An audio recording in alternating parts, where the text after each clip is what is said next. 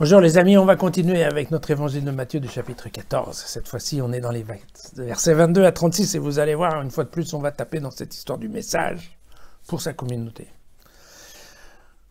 Vous allez voir le passage, on l'avait déjà vu chez d'autres gens, donc l'histoire, on la connaît presque par cœur.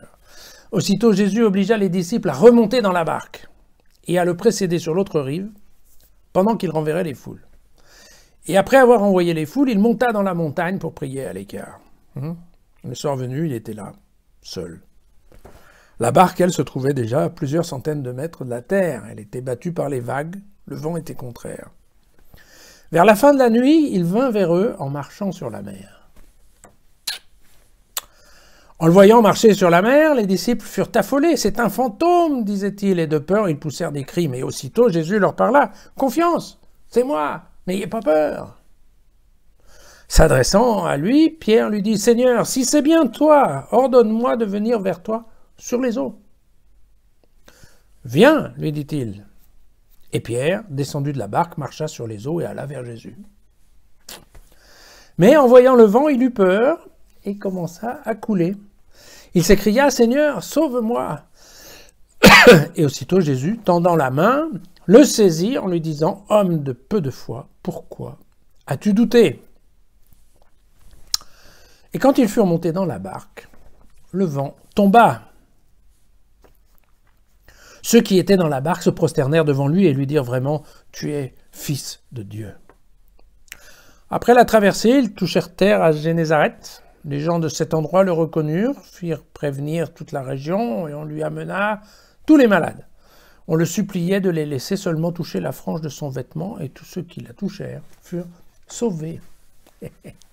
Vous voyez, on a démarré et on continue dans le merveilleux, puisque maintenant, juste toucher la frange d'un vêtement suffit à être guéri. Là, pour le coup, on est vraiment dans le message codé à la direction de l'église d'Antioche, puisque quand Matthieu écrit, il écrit pour sa communauté qui est l'église d'Antioche en Syrie. Alors, comment on peut essayer de décoder ce truc-là? Alors, la barque c'est facile, c'est l'église. D'accord? Jésus semble s'en être éloigné, puisque là, il est loin dans la montagne. Vous avez vu, il les a obligés à partir tout seul. On dit bien que la barque est déjà à des centaines de mètres, et lui, Jésus, est dans la montagne et il est seul. D'accord? Cette barque, elle subit la tempête. Je vous ai dit en 85, il y a l'histoire des Juifs qui sont en train de les virer des synagogues. Au milieu d'eux, ils commencent à disputer entre différentes factions, entre différentes personnes. Et donc, effectivement, ce n'est pas un voyage tranquille, l'histoire de l'église d'Antioche. D'accord? Évidemment, ils en sont dans ce point-là où même les disciples de l'Église ont du mal à reconnaître Jésus. Et ils l'entendent, mais ils le prennent pour un fantôme, et on en est.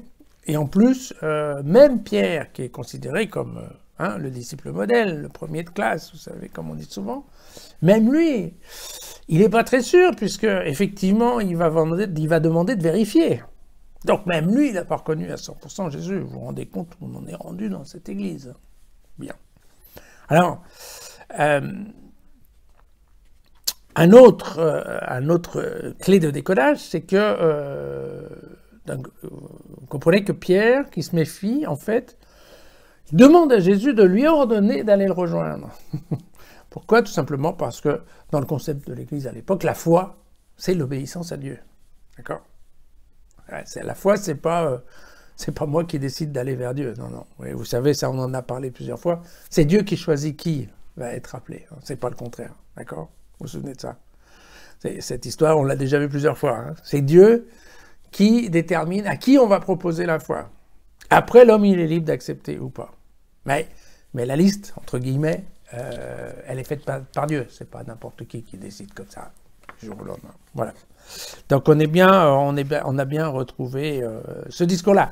Après, ben voilà, Pierre, Pierre, voilà, c'est l'exemple typique qui parle beaucoup, qui crame, qui en général clame sa foi haut et fort, parfois un peu trop violemment, parce qu'au milieu du chemin, ben voilà, il perd confiance, il se laisse troubler, il regarde devant, il regarde autre part, et puis ben voilà.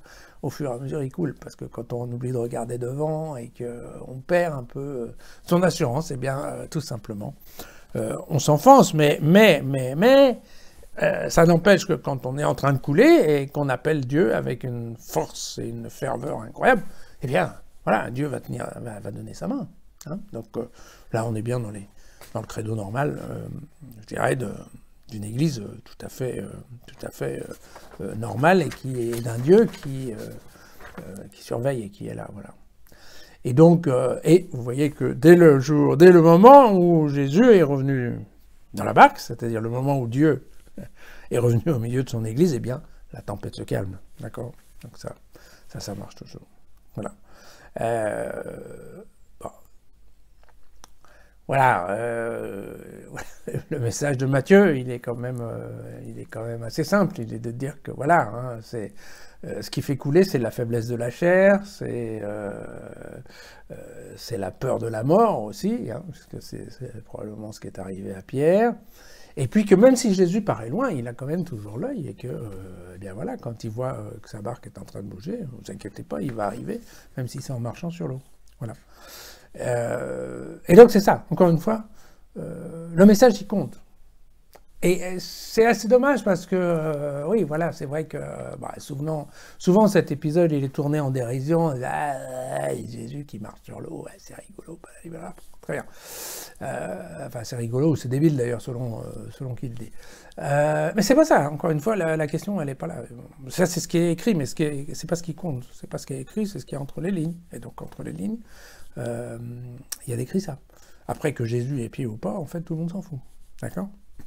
Ok. Jésusfacile.com. Et à demain.